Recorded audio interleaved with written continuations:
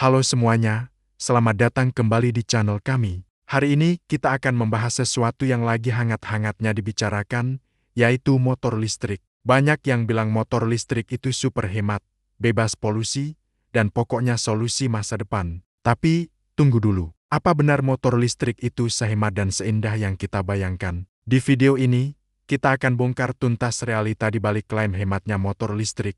Kita akan hitung-hitungan bareng, bandingkan dengan motor bensin, dan lihat apakah benar-benar worth it untuk beralih sekarang. Jadi, pastikan kalian nonton sampai akhir ya, karena mungkin kalian akan kaget dengan hasilnya. Sebelum kita mulai, penting untuk diingat ya, tujuan video ini bukan untuk menjelek-jelekan motor listrik. Saya sendiri sangat antusias dengan teknologi ini dan percaya ini adalah bagian dari masa depan transportasi.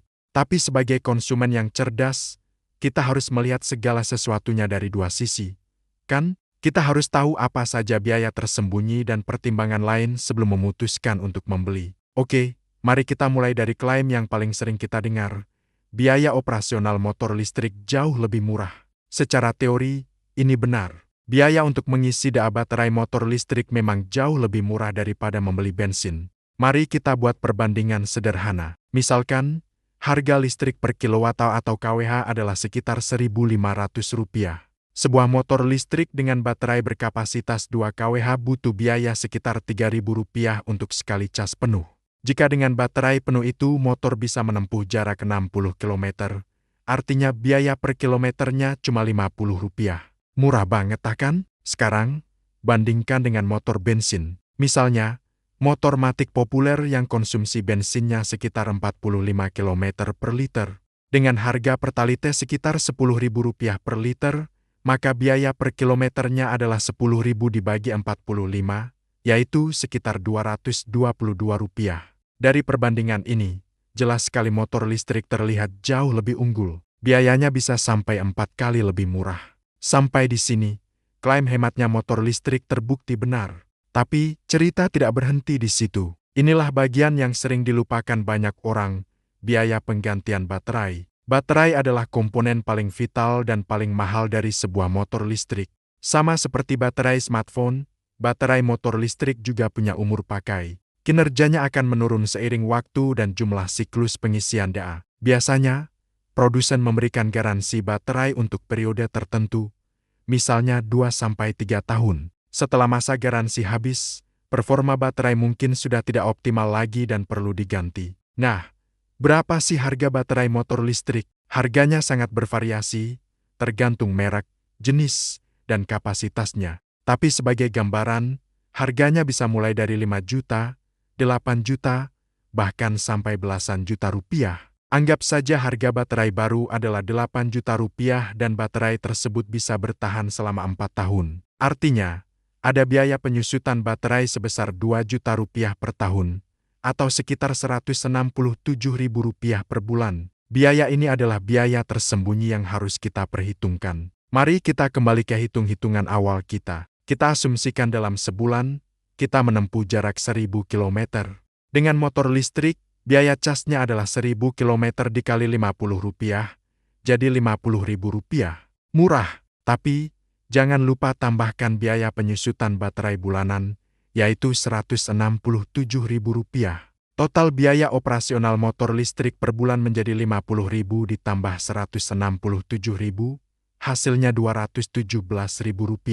Sekarang kita hitung untuk motor bensin. Untuk jarak 1.000 km, kita butuh sekitar 22 liter bensin. Jika harga bensin Rp10.000 per liter, maka total biaya bensinnya adalah Rp220.000.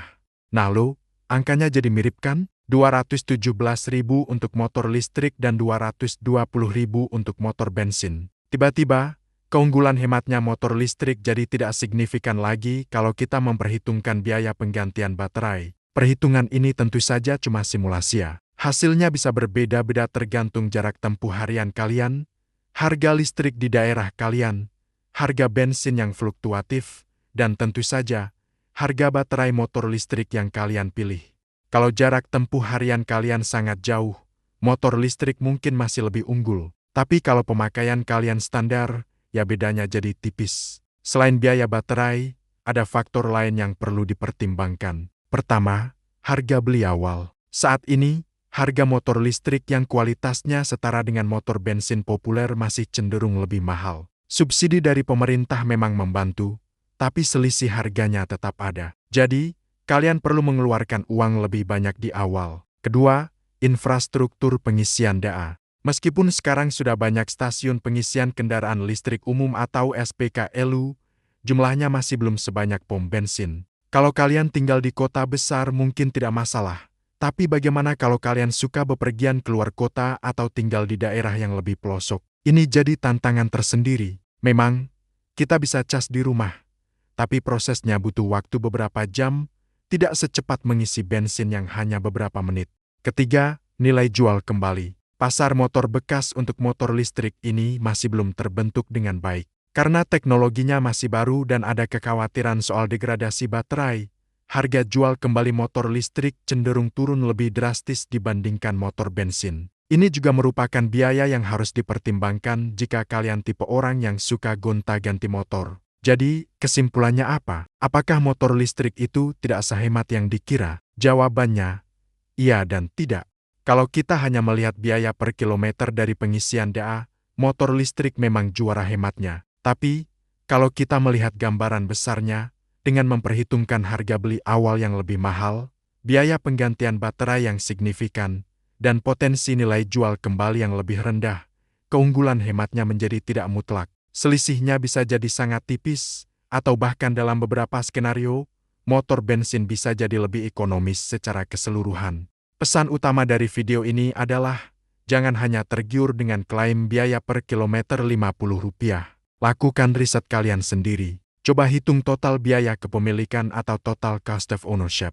Perkirakan berapa jarak tempuh harianmu, cari tahu harga baterai pengganti untuk motor yang kamu incar, dan pertimbangkan juga faktor kenyamanan dan infrastruktur di lingkunganmu. Motor listrik punya banyak sekali kelebihan, seperti akselerasi yang instan, suara yang senyap, dan yang terpenting, ramah lingkungan karena tidak menghasilkan emisi gas buang langsung. Kelebihan ini tidak bisa dinilai dengan uang. Bagi banyak orang, kontribusi terhadap lingkungan yang lebih bersih sudah menjadi alasan yang cukup kuat untuk beralih.